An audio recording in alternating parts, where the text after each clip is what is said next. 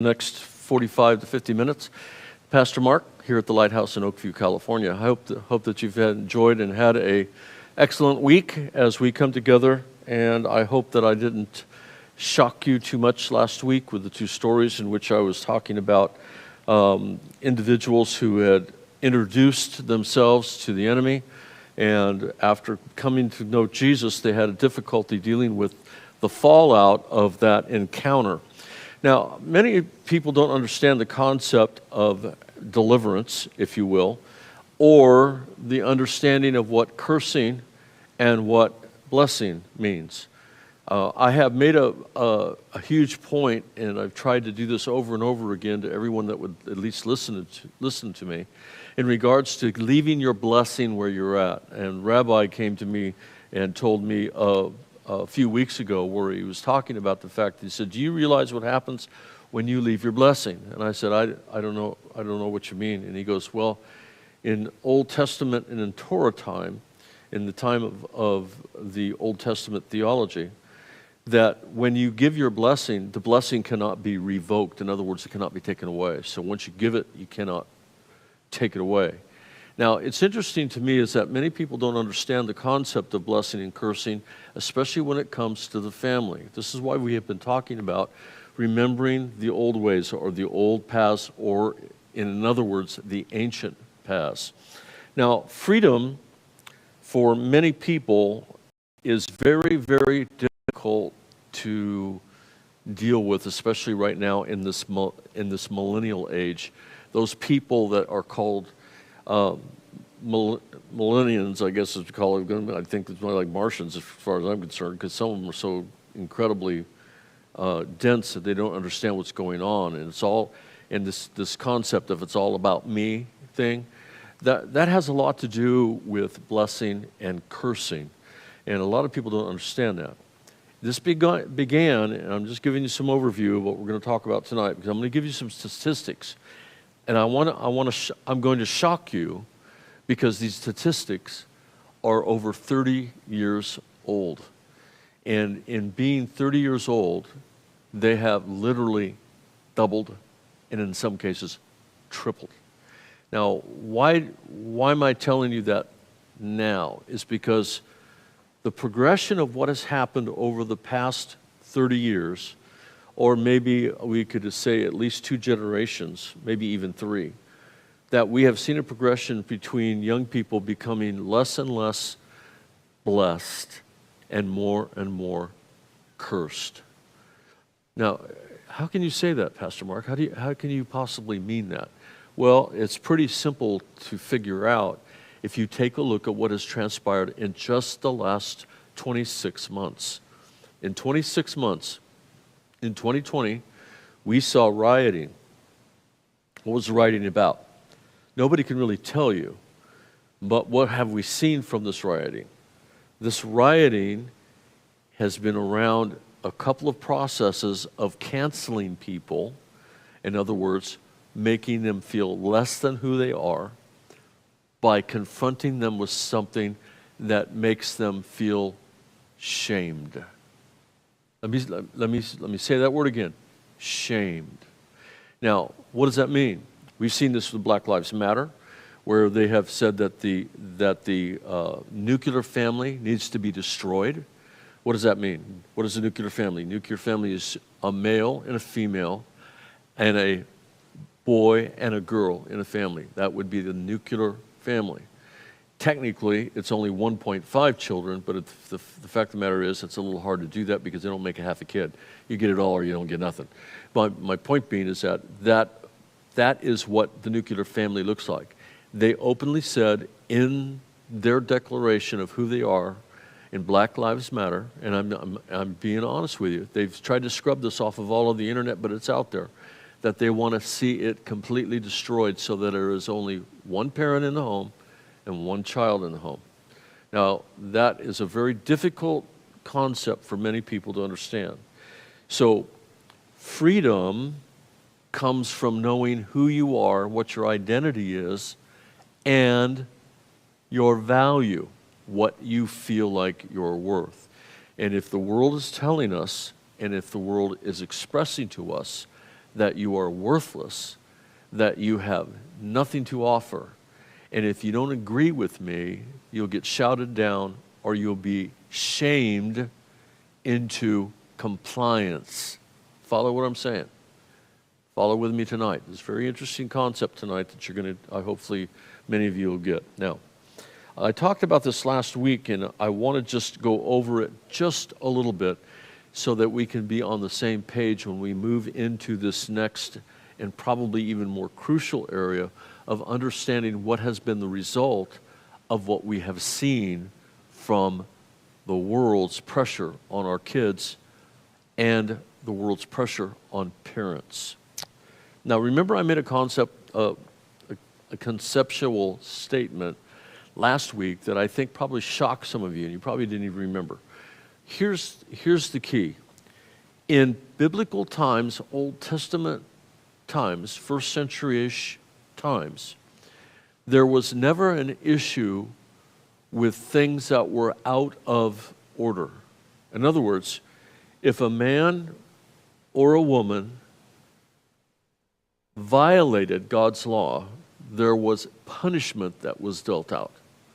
I know this is hard for us to grasp in this day and age when it's just, how can God deal out punishment when he's a God of love? Well, he is a God of love. That's why he has rules in place to keep us safe from these other situations. Because when you're cursed, you're taking on the attributes of Satan or the devil or evil, probably more to the point evil, immorality, sleeping around, which is a norm now, is not a norm in first century times. Remember when Jesus was confronted with a woman that was caught in adultery? The end of that conversation should have been, she be stoned to death, dead for doing something that was against Torah law. Are you following me so far? Anytime that would happen within the community of Jewish people, that would be the outcome. In other words, that's something you did not do because the punishment was severe enough to keep it from happening. Now, what is the punishment today? Pretty much all of your friends are all about that. Oh, they found their mate. Well, then 3 to 6 months later, when that chemistry in the back of the neck stops working and there is no more feelings towards that person because my chemistry has exploded, and I start looking for other people to get or refine or to regenerate that chemistry, all of a sudden we found it. And that is what is called a curse. That's how this happens. This is why there is so much trouble in bedrock. I'm just saying, this is so much that we need to understand about what's going on in the world today. And if you understand this as an individual, as a mom, as a grandmom, as a grandfather or a grandson, if you understand this concept, you can protect your children by blessing them and telling them the things they need to hear to give them the ability to get through the situation. Now, here's a list of some things that we need to just understand. Where does a parental blessing come from, and when should it be applied? Conception. That's why it's such a big deal. It's not something we just do, and if there's a mistake, then we have an abortion. You have no idea the incredible impact of what an abortion does to a female who aborts a child. The things that happen to them chemistry-wise, chemical-wise, emotionally, in the world, and people think there's no big deal about this. They don't understand what Planned Parenthood is about. Margaret Sanger wanted to extinguish the black race. I'm just calling it just the way it is. Look it up. If you don't believe me, look it up. She wanted to destroy the black race by not letting these children become viable. This is why this whole thing was done. And then we've got morons in our government that are funding this nonsense and destroying the lives of young people right and left because they don't know any better. And to be honest with you, they're stupid. What they're doing is they're destroying America because we don't know who the next Alexander Graham Bell is going to be. We don't know who the next Wright brothers are going to be. We don't know who the next botanist or the next physicist or the next nuclear scientist that would have came out of those that have been murdered since this whole thing started. Now, let's go to what we're talking about. So at conception, in utero, which means when the baby is being formed in the mother's womb. At birth, a blessing. At infancy, when they're young, just can't talk but nothing but goo and eat and poo. That's part of what you give them, a blessing. This is why a mother's hand and a father's hand, the pair of them, why it is so important for children to be able to receive the blessing that comes from that. At puberty, at marriage, and even in old age, being blessed by those who are younger and those that are older brings a united. Now, the issues that we've been discussing are issues of the heart, not issues of knowledge. This is issues of the heart. This is where the whole thing starts. This is where the whole encapsulation is. Now, so let's review. God has a program for men and women to walk in the ancient paths that God has laid out from day one. That's why we talked about a few weeks ago. What's in a name? Your name means a lot. A lot of people don't understand that, but a name means a lot. You've been given a name, and that most people will live up to their names. And if you've taken your name and you have polluted it with cursing, you'll also live up to that name. You will become your greatest fear. Think about that for a moment. Now, let's go on. There are walls that have been set up to protect us all around us.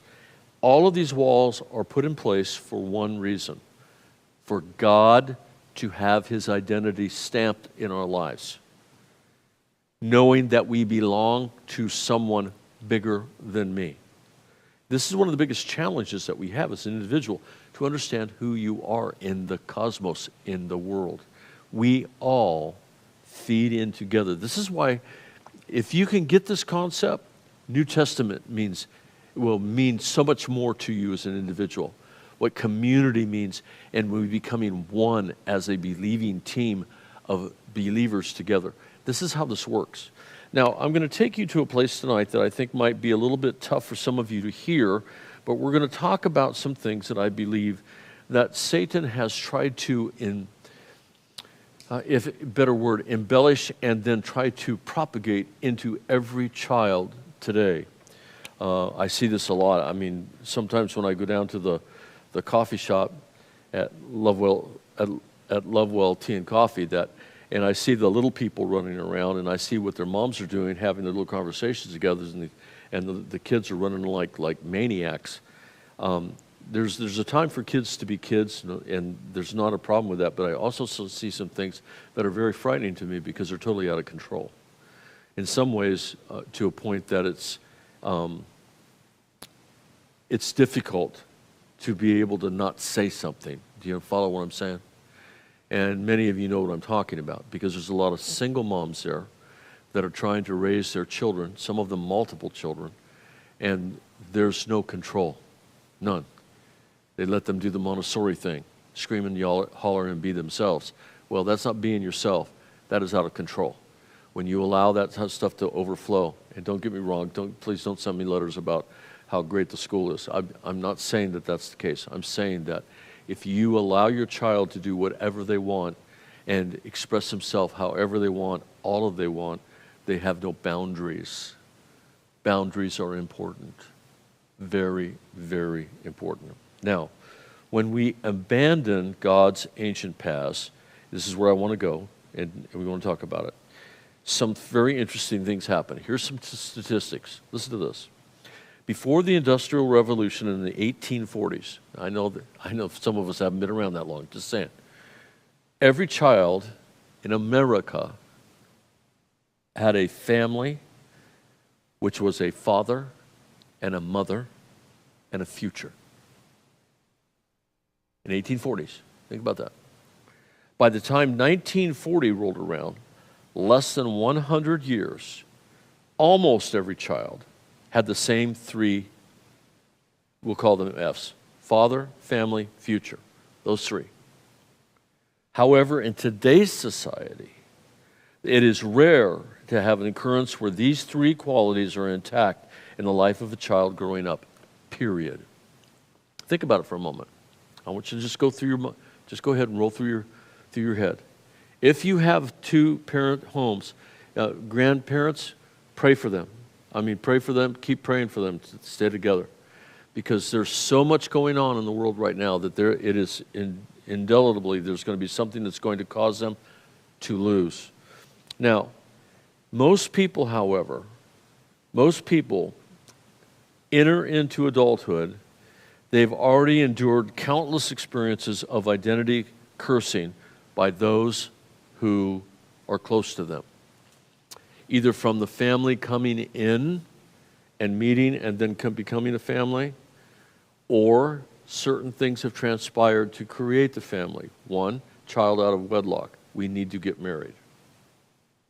Or we have child did not have a father, only a mom. Other child, only a mom, maybe not a father. Or maybe a father and not a mom. They come together. So they've already come together with two sets of different types of values and different types of outlook. Are you following me so far? And then all of a sudden we put together, and what happens is that they have, before they've come together, built up walls or calluses that create an atmosphere in which they cannot be able to communicate with one another, even though they claim to be a family unit. Now, why is this important? Oh, thank you for that. Look at this. Magical. Isn't that great? One of the things that we need to understand is that walls not only keep pain out, it keeps love out. In other words, walls that create calluses in our lives, that create an atmosphere in which the person cannot feel love or express love, creates an atmosphere in which we have to understand that that was not, and is not God's plan for individuals. You need to be able to experience and know what God's plan is going both ways. This is how come this is so important. Now, this can happen in both situations, both a male and a female. Building walls, calluses, if you will, in which fear from being hurt, listen carefully what I'm saying, fear from being hurt keeps love from entering in and keeps love from going out. Because we have been training ourselves through our young adult life and through the cursings that have come in our lives that we will not allow ourselves to be hurt again. How many of you have heard that before? Now, walls are motivated by fear to keep further hurt out. Now, some things that I need to get, if you can, God's love says perfect love casts out fear. Are you with me? But if fear is retained in an individual's heart, and I have a challenge getting that love to the other individual unconditionally, I'm going to teach you some things tonight. I hope that we have time to do that to the degree that I would like. I think that we will be able to understand how love can be received. Because remember that love to be given means a risk must be taken. Did you hear what I just said? Many of these young people, many of these adults even today, who have been wounded by cursing from family members or family acquaintances or even from their parents, causes them to build walls that will not allow them to risk giving away their love and care for another person, because this is what they've been trained not to do. They've been trained to keep it inside. Are you with me so far? Okay. Now, unfortunately, these same walls will block things. Now, this is one of the things that I think is really hard for people to get, because the wall that was meant to block future hurt, however, is not really a wall at all. It's actually a shell. and it continues to keep us, or continues to keep the heart sheltered from receiving love, and listen, more importantly, receiving a blessing. Receiving the blessing. Now, the shell creates resistance in God's love, and this is why usually not an event to the one whose life it's in operation. They don't even know what's going on. They just know that I just can't feel like that towards that person, or there's something going on there. Now, remember what I talked about, the chemistry that we're talking about. What happens in a couple who come together, and don't get me wrong, I'm going to say this in a way that I hope is not callous or hurting. In same-sex theology, I know this is going to probably blow some of your minds, that same chemistry takes place. That's why they think that they're actually in love, but it's chemistry creating an atmosphere that God created in the beginning to attract people to each other. Unfortunately, with the way things have been skewed today by the cursing of people's lives, the shells that have been made, and now our schools doubling down on this feeling, telling you that at 5 years old, you don't know what you're really feeling. Are you hearing me? This is why it's so important. You need to pray for our kids in school. These schools are pits of evil, and what they're doing is so incredibly destructive that doesn't even come close to the ancient paths that God had planned for us. Now, the Spirit of the Lord is speaking through me now. This is understandable. I can understand that. But remember that after 6 months, after the 6 months of time, the chemistry goes away. And then what happens next needs to be based on principle and understanding and training that comes from God. This is why we need to understand in our finite brains that God had a plan, and we were to stick to the plan. Not stick to our plan, stick to His plan. Now, this shell of resistance, if you will, creates an atmosphere where God's love is not able to penetrate it as well, even though, because of that fear of allowing yourself to become vulnerable to what God is trying to do in your life. Now, remember the analogy I gave you a few weeks ago about the battery? Is that in a car battery, and you go out to start the car, and you hear and it isn't working? Well, there's a reason for that. There may be plenty of power in the battery, and there may be plenty of power to be had, but the fact is that the connection between the battery terminal and the connection that takes the electricity to the starter has become corroded, and it cannot make connection. And so what happens over time, if you don't keep those clean and you don't keep those fresh, then it will cause it to short. This is exactly what happens when we're talking about cursing and blessing. Are you with me so far? Now, what do we know about that? The primary force that keeps the shell around the heart in place is fear. Fear. Fear creates an atmosphere in which love cannot penetrate it. However, Scripture tells us, 1 John 4:18, perfect love casts out fear. In other words, it cannot stay where perfect love is. This is why God has made it point, and this is why we find ourselves, if you will, these people are stuck in this bubble thinking that there is no real love. This is why people search for it so diligently. How? Through all kinds of incredibly immoral and ugly ways. Through pornography. Why is pornography so big? People are looking for satisfaction to cover the pain. Looking for love, and as the song says, in all the wrong places. So here's the things that we need to understand. Can we break this cycle? Yes. It regards the heart. Here's something that maybe you didn't know, and I'll throw this out there. Apostle John said, if someone says, I love God and hates his brother, he's a liar. I think that's pretty clear. For the one who does not love his brother whom he has seen cannot love God whom he has not seen. 1 John 4:20. So regarding the giving of love, if you don't love others, you don't love God either. So you cannot be that person that's supposedly so holy that walks around in the church with this etheric and incredibly aloof signs of love when you're faking it in front of everybody.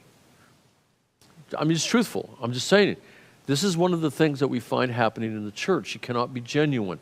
You cannot be real because you have allowed yourself to be insulated from the key of God starting your engine of love.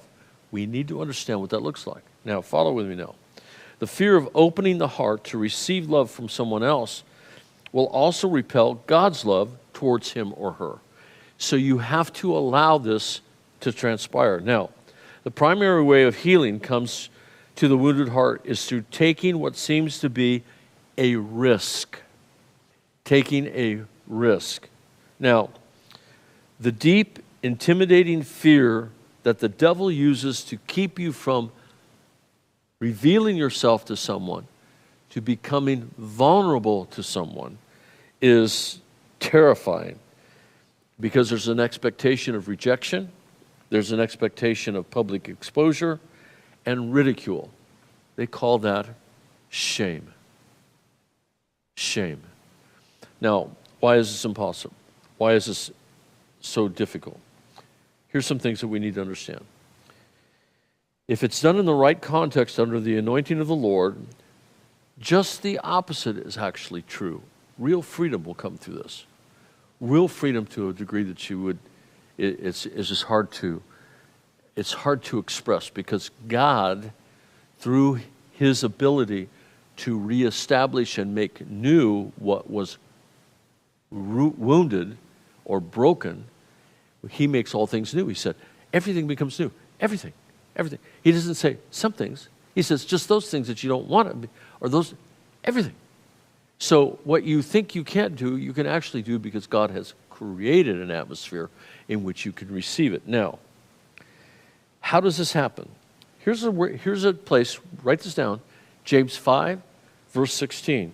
He says, confess your sin one to another and pray for one another so that you might be healed. Excuse me just a second. Oh man, that's good. What does that mean? I want you to hear this, but I want you to take this and start freaking out about it, okay? If there is no confession to others, there is no healing for you. If there's no confession to others, there will be no healing for you. What? You heard me. Why is this important? Because you don't understand the concept. Until you risk something, there's no reward for something. So when I risk myself and take something that I know that could be vulnerable, make me maybe in their hands, that's a trust issue. And usually what happens when you've been cursed, your bubble of trust cannot be penetrated. Oh, I'm speaking to some people tonight. I know I am. So what happens then is what we need to do is begin to let God take us through the valley of the shadow of death. But I will fear no evil. Think about this for a moment. Let that wash over you just a little bit. Let that just kind of touch you. Ministry to your soul comes through being vulnerable with others. No confession, no healing. Think about that, all right? Because the wall that we retain by fear, being rejected and hurt, is still intact if you do not open the door to vulnerability. Now, what is the result Here's the statistics I'm going to talk to you about. These are 32 years old. 20, 40, 30, 32 years old. 32 years old this year, taken out of the Christian Almanac. And I'm going to share this with you. So this is an old study I've had for a long, long time. And I'm going to share some things with you that's going to blow your mind, because I'm going to tell you something at the end of giving you these statistics, the reason why the United States of America is in peril and in great danger today. Follow with me. Here's the results of what a hardness of heart does. Now, not continuing to walk in God's ancient paths in this society, listen carefully, there is at least 2 generations of people whose hearts are hardened. I would contend that we are on the last generation, so not just 2, probably 3, maybe even 4 generations of young people who have come through. So in 32 years, that'd be approximately 2 generations that have come through the ranks. And now what we see is exactly what we knew we would get with the cursing that's been going on through our schools, through our lack of family, through our conditioning, through the media, and I don't have one here, through the phones that our kids have all grown up with. I'm going to date myself a little bit. I brought a phone home to my daughter on a job that I was at. I don't know, it's been 20 years ago. And it was a pink Princess phone, rotary. She looked at it and she told me, "Dad, what is this?" And I started laughing. I said, "That is a rotary phone." She goes, "No way." Brought it home for her to put in her toy box at the point in time when she was about 8 years old, 7 years old. And I said, "And that's something you can be hanging on the wall, and that's what we used to answer the phone with." And she goes, "No way. That's not real." That's how far away this generation that we're talking about today. And I will give you even a more bigger example. The phone that most of your grandchildren and or children are running around with has a computer in it that is more powerful than the one that was on the Apollo 3 mission to the moon. Did you know that? That device is more powerful than the computer that was in the lunar lander itself. Got them home. But my point being is that's pretty interesting. So here's the thought. Now, here's some of the things that you need to understand. Now, you got to remember that I'm going to give you data for just 24 hours, one day. One day out of 1 year. One day out of 365 days. It's actually 364 and a half. Here's a thought. In the United States, today, 2,795 teenage girls got pregnant. Today, 1,100 teenage girls had abortions. Today, 372 teen girls had miscarriages. Today, 689 babies were born to women who have had inadequate prenatal care.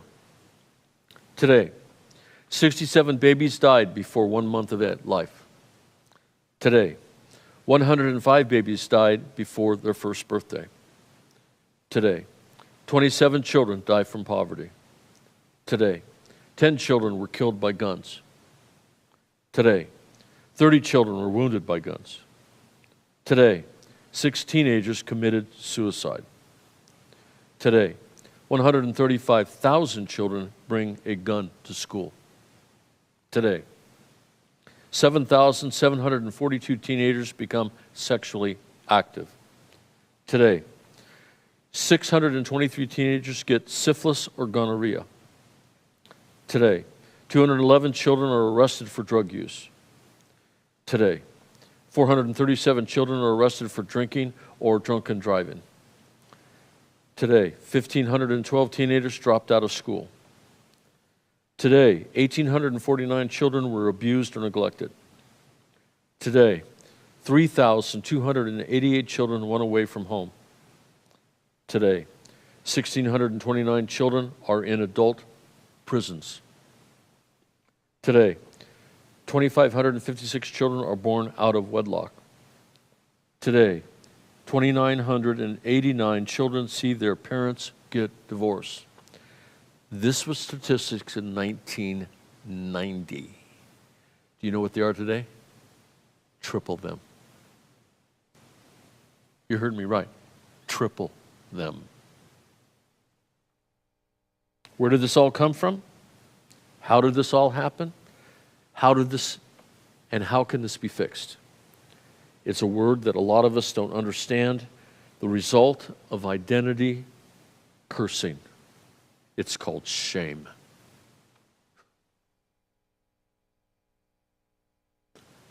Powerful word. Shame.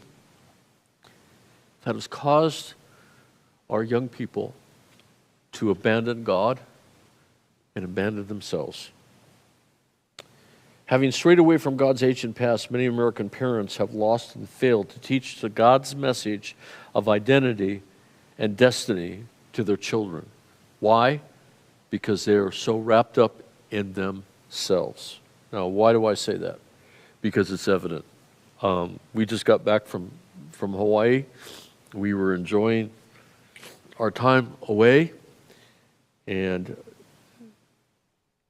the shock and awe of having a group of people that just came from the mainland showed up, and forgive me for saying this, but watching the children come and the mother yelling at them at the top of their lungs with everybody and God around, every word that you can imagine, and cursing them right in front of my face, broke my heart. Why? Because this is what we are bringing to the table today. I want you to avoid having this happen. I want you to see this for what it is. Now, God intended each person to be created and permeated with a sense of his glory. Glory. What I read to you is a sense of cursing. This is what the results have been. This is why we need to understand that there's more going on around us than you can even imagine. My doctor is running for Ojai Valley School Board. I get to see him next week. I'm going to grill his hiney when I see him. I want to know if he's going to stop the CRT crap that's being taught in our schools, in our valley. I want to know. I want to know if he's going to do something about it. And you know what? I can hold him accountable because he's running for school board, right? Just saying. Here's what I'm saying to you tonight, those of us that are still here protecting our families. We're the part of the community. We're part of this generation of people. We need to understand what it means. Now, here's a thought. God intended that the sense of his glory be instilled in our children. What is that exactly? Here's the definition. Glory can be defined as a feeling of dignity, a feeling of great value, of being acceptable and legitimate. Let me say that again. What does it mean to have God's glory instilled in a young person's life? It's a feeling of dignity, great value, of being acceptable and legitimate. Blessing of identity imparts God's glory. Are you getting me? Think about this now. Now, on the other hand, cursing of identity delivers the opposite of glory, which is shame. Shame. Follow with me now. Shame can be defined as this. Listen to this. A feeling of lack of dignity, worthlessness of being, unacceptable and illegitimate. Totally opposites. Now, why is that important to understand? Because that's what's going on today. Your feelings should be respected. Your feelings are not what you think they are. So I'm going to share with you, I'm talking from a perspective of a teacher telling them something, because that's the problem. The people that are teaching our children have come from a bubble of shame and been taught that through our school systems, and now they're the ones teaching our children what shame is, and that it's not only acceptable, but it should be embraced. Are you following me so far? Oh, you're wrong. Oh, no. Oh, no. All you got to do is go on TikTok. And if you do, I'm going to break your device. You need to stay off of that, out of that place. That place is the most immoral, incredibly decadent place that I've ever seen. And guess who happens to run it? The Chinese government. You better think about twice about letting your kids get on TikTok. Don't even go there. Now, God's purpose in your life is to impart glory through blessing. Blessing comes, glory is imparted. When you bless, glory follows the blessing. Why? Because it establishes destiny and identity. I can't say this enough. I don't know how long I can stay on this much longer, because it's so depressive to me, some of this stuff. But the fact is, you need to know the truth about it, because if you have the truth, then the truth will set you free. And if you see it going on, you need to say something. Don't just sit there and take it, and don't be part of something that you can't. You can change this. You can change direction in your grandkids, in your kids, in all of these other places, because I guarantee you, God will honor the person who pushes blessing and does blessing. Now, Satan's purpose is to shame you through cursing. Now, the city walls, which God had in the ancient ways, were established by him to protect the people inside the walls. And this is one of the things that you need to understand, because the walls have been torn down in so many ways, through the school system, through the stuff that they see, the amount of time. Did you know, this will blow your mind,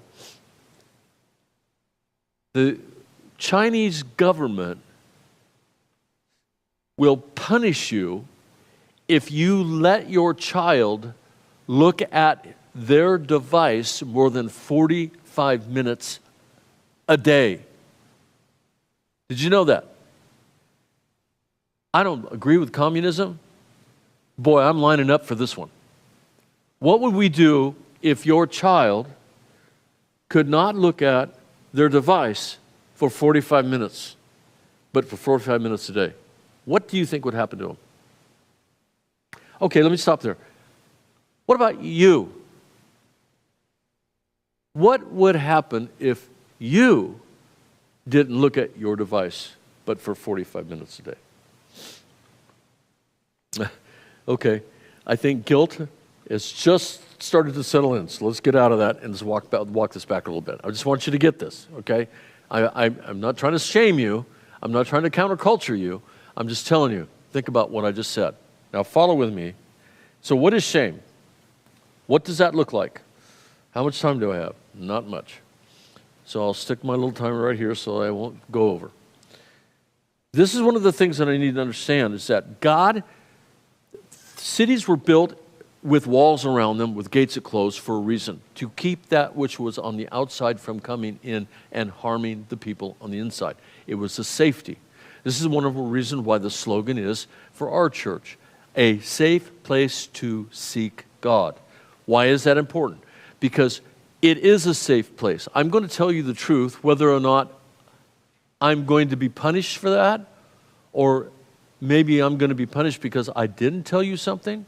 My point is that I know that God is in control. And if God's in control, everything will work out in the end. It just works that way. So what is shame?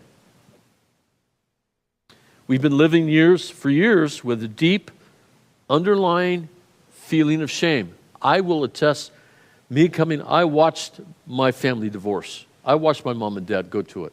I watched my mom take a 16-inch butcher knife and almost take my dad and cut him in half. I've seen that. I've been there. I know what it's like. I understand the concept. Here's the problem. I am refused to be a result of that. I'm not going to be that. So what does shame look like? Follow me. Here we are, deep dive, 5 minutes. Shame is a deep, deep wound of being that of a result of a curse against your identity. Shame, opposed to guilt, is a deep feeling of wrongness of being. Let me say that again. Shame, opposed to guilt, is a deep feeling of wrongness of being. Guilt is a feeling of wrongness of action. Guilt is a feeling of wrongness of action. Listen carefully. Guilt says, I made a mistake. Shame says, I am that mistake. Are you hearing me? This is deep stuff, man. If I make a mistake, then there's hope because I can repent. I can be forgiven by the blood of Christ, and I can change and not make that same mistake again. That is the difference between what I'm going to explain to you in the next couple of chapters of what we're going to look at, why the family has created such a monster in some children. Unrealistic expectations, no place to make a mistake, and unable to correct it if we do. Are you with me so far? However, if I am a mistake, there is no hope for me. I can change what I do, but I can't change what I am.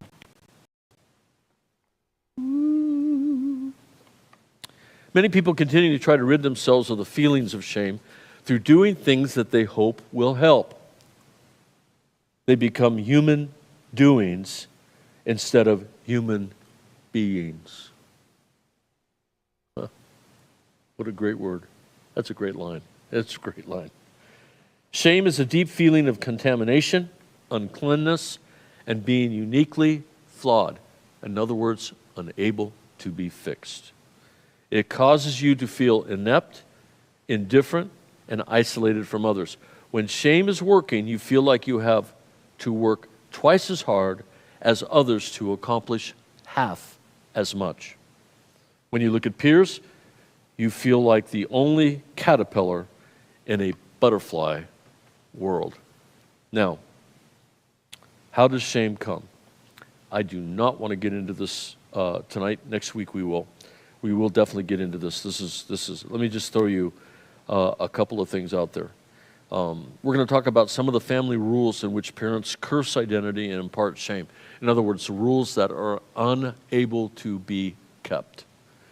Ever known anybody like that? Ever seen anything? Parents holding their children to higher standards and find out when they get a B in a class, the next thing you find out the next day that they have killed themselves because they didn't measure up to theirs. And you think I'm joking when I say that. Unrealistic expectations will kill children. Why? Because they have no place to find repentance. This is why Jesus came to the cross to show us a better way. I don't know what I can say other than that. There is so much here to unpack that this next week we will take time. I really want to get to the study that I have on the back burner about, I might be preaching it more than and teaching it as well, but talking about taking down the giants of our lives and crushing the giants in our lives. I think one of the biggest scandals that we have in Christendom today is that sometimes we think that we have to be perfect to be able to live a Christian life.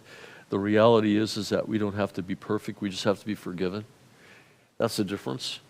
And allow the grace that a lot of people don't understand very well, to be honest with you. I don't think there's many out there that really know what grace is, because they've taken it and they've made it cheap grace based on a cheapness that Christ never intended for it to be. But I do believe that one of the biggest things that we could do as individuals and how we can help those in our community is to be an encourager, encourage people to do beyond they could ever ask or think, encouraging people, blessing them when you meet them, giving them a blessing by just acknowledging that they're good. As simple as it might be, it's just a smile or a handshake or a pat on the back, or I'm really glad to see you here today. You have no idea how much that does for people who are in the midst of a crisis, knowing that you value them. Are you hearing me? Value people. People are valuable. God sent his son to the earth for one person, you. You. That's all it's about. It's not about us. It's about me. It's about you. And I think that that's the difference in so many ways, how we would allow ourselves to become so caught up in our self-gratification when it's all about giving yourself away so that God can become victorious. Well, that's enough for tonight. I think I've blown my 50 minutes up, and I just think at this point in time, it's time for us to think about what's been said today. Don't let shame drive you. Do not let guilt become your companion. Don't let yourself become any way, shape, or form connected to that which is something other than blessing. Bless those around you. Let God be God. May the Lord bless you. May the Lord keep you in every way. May his light shine upon you. Everywhere that you go, leave a blessing and bless that place. And I guarantee you that your day will be better for it because God is here and with you. Night from Lighthouse Living Room. This is Pastor Mark signing off until next Wednesday. See you then.